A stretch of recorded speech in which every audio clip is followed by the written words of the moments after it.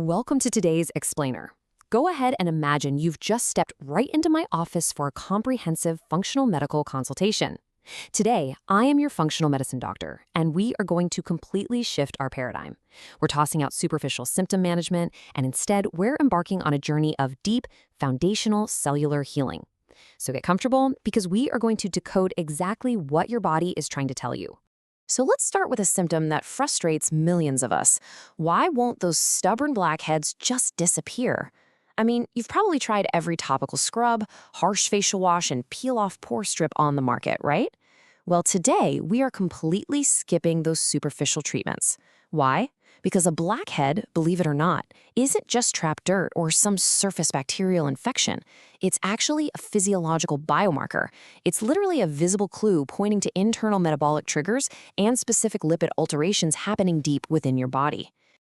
Okay, let's dive into this. Here is our diagnostic roadmap for today. First, decoding sebum and hormones. Second, liver detox and glutathione recovery. Third, rebuilding tissue with glycine. Fourth, hidden carbs and nerve repair. And finally, normal versus functional blood tests. All right, part one, decoding sebum and hormones, the root cause of skin oxidation. To really bridge the gap between those annoying blemishes we see in the mirror and the actual hormonal gears turning inside our metabolic engine, we have to talk about a process called hepatic de novo lipogenesis. Sounds complicated, but here's what it means. When you consume excess dietary sugar or refined carbs, your liver directly converts that sugar into a very specific saturated fat called palmitic acid. And get this. Clinical studies show that an astonishing 100% of individuals with chronic blackheads have elevated concentrations of this exact fat right in their skin. This massive sugar-to-oil conversion creates a huge surge of palmitic acid that physically traps your sebum. When that trapped oil is exposed to the air, to oxygen, it rapidly oxidizes and turns dark. And boom, that oxidation is exactly what a blackhead is. But here is the missing key to actually clearing your skin. You see, under normal, healthy conditions, your body has an enzyme that converts this heavy palmitic acid into a protective, anti-inflammatory skin lipid. Sounds great, right? But this enzyme is incredibly demanding. It absolutely requires zinc to function, and it uses vitamin A as the master controller to regulate oil volume. The problem is, excess sugar blocks this enzyme and completely depletes your internal zinc reserves. So clearing your skin isn't about scrubbing your face harder, it's about getting that zinc cofactor to activate vitamin A and shutting down those insulin spikes. So here is your exact skin restoration protocol. Step 1, adopt a ketogenic matrix. By eliminating high glycemic carbs, you stabilize your insulin levels, which immediately lowers your androgen production and literally shrinks your facial oil glands. Step 2 is zinc replenishment. You've got to eat nutrient-dense whole foods, things like shellfish and red meat, to supply the raw materials that turn on your skin's protective enzymes. And step 3, bring in some high-quality cod liver oil. This gives you a highly absorbable form of natural vitamin A, letting your body cleanly and naturally regulate sebum production without any synthetic chemicals. Moving right along to Section 2, liver detox and glutathione recovery. Rescuing your metabolic engine. The absolute star of the show here is glutathione. Think of it as your liver's biological bodyguard. Its whole job is to chemically neutralize cellular poisons. But it gets overwhelmed and depleted really easily. High fructose corn syrup, for instance, is a massive threat because it bypasses normal metabolism and forces your liver to rapidly manufacture and store fat. And adding to that slow, chronic threat is a fast, acute one. Common medications like acetaminophen, which you'll find in Tylenol and over 600 cold remedies. Acetaminophen directly strips away your glutathione reserves, leaving your liver totally unprotected. To rescue your liver, we need to implement this daily hepatic recovery plan. First up, absolutely eliminate liquid fructose and refined sugars entirely to halt the forced manufacturing of liver fat. Second, start consuming high-quality egg yolks for choline. Choline is like an essential shuttle bus that exports those trapped fats right out of your liver tissue. Third, utilize NAC, or N-acetylcysteine. This gives your body the exact raw material it needs to rebuild its glutathione defenses. And finally, eat cruciferous veggies, like broccoli, to provide the selenium necessary to stimulate ongoing protective enzyme production. Okay, Section 3, rebuilding tissue with glycine, the connective tissue crisis.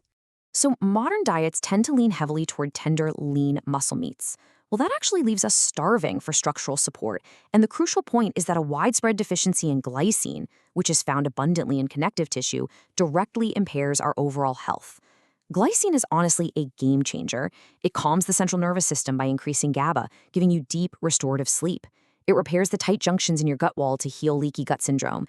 It regulates blood sugar. And remember our liver bodyguard, glutathione? Yeah, glycine is a mandatory raw material required to even make it. Without dietary connective tissue, our neurological function and our liver detoxification basically just crash. To fix this, we're going to follow our structural tissue protocol. Start your morning by mixing some unflavored hydrolyzed collagen into your beverage. What's absolutely fascinating is that about 10% of the collagen you ingest survive digestion as intact bioactive peptides. These act as direct chemical signals telling your cells to start repairing your gut and your joints. But, and this is critical, you must secure the vitamin C cofactor. It is literally the ignition key required to cross-link those amino acids into durable tissue. Finally, start shifting your diet back to whole animal proteins, incorporating bone broths and slow-cooked meats to really get that natural connective tissue matrix. All right, Section 4, Hidden Carbs and Nerve Repair, the maltodextrin threat. We absolutely need to expose one of the biggest deceptions hiding in our modern food supply right now. Just look at how these glycemic indexes compare. A whole apple sits at a modest 36. Pure table sugar is at 65. Pure glucose hits 100. Yet maltodextrin, an industrial additive hidden in around 60% of processed foods and somehow legally classified as a complex carbohydrate, spikes your blood sugar to an astonishing 136 to 180. It is genuinely absurd. This causes massive insulin spikes and severely degrades the mucosal lining of your gut, which basically leaves the door wide open for pathogenic bacteria to cross your protective barriers. And here's the knock-on effect. Processing all these hidden industrial starches rapidly burns through your body's internal reserves of thiamine or vitamin B1. This depletion causes severe nervous system irritability and peripheral neuropathy. You know, that burning or numbness feeling in your extremities? Standard water-soluble thiamine really struggles to fix this. The clinical countermeasure you need is benefothiamine. This is a highly bioavailable fat-soluble form of vitamin B1 that easily penetrates the fatty myelin sheaths surrounding your nerves, delivering exactly what is needed to repair the damaged neural architecture. Which brings us to Section 5, Normal versus Functional Blood Tests, Diagnosing Cellular Truth. Now, you might be wondering, why do previous doctors so often miss these internal alarms? Well, it really comes down to the fatal flaw of relying on average reference ranges. The single biggest blind spot in a standard blood panel is relying solely on fasting glucose. Fasting glucose is a late indicator. It can look perfectly stable for 15 to 20 years, all while your pancreas is working overtime, pumping out massive amounts of insulin just to clear the sugar out of your blood. You really need to demand a fasting insulin test. Elevated insulin is the true early warning driver of systemic inflammation and joint degradation.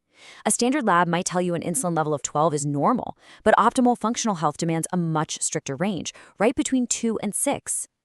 Next, I want you to consider this massive number, 8,895 IU. Because of a historic mathematical error in the original calculations for the recommended dietary allowance, this is actually the true daily requirement of vitamin D you need just to hit baseline health. It vastly dwarfs those outdated recommendations we're used to seeing. This just goes to show that relying on standard clinical baselines can sometimes leave you profoundly deficient on a cellular level. And this exact same functional logic applies directly to your lipid panels too. Standard tests completely fail by grouping all LDL cholesterol together and just labeling it bad. That is clinically useless unless you're actually testing the particle size. We have to distinguish between pattern A and pattern B. Pattern A consists of large, buoyant, floating particles that are totally safe and non-pathogenic. Pattern B, however, consists of small, dense, tightly packed particles, which are driven by high carbohydrate intake, by the way, and these are the ones that actually penetrate your arterial linings and drive cardiovascular disease. This quote right here perfectly summarizes the core functional medicine philosophy of our explainer today. A normal reference range simply means your biomarkers match the population average of an increasingly sick population. Let that sink in. We are not settling for just being statistically average. Being average today often just means you are in the early, undiagnosed stages of chronic illness. Our goal is entirely different. We are aiming for optimal, thriving cellular health.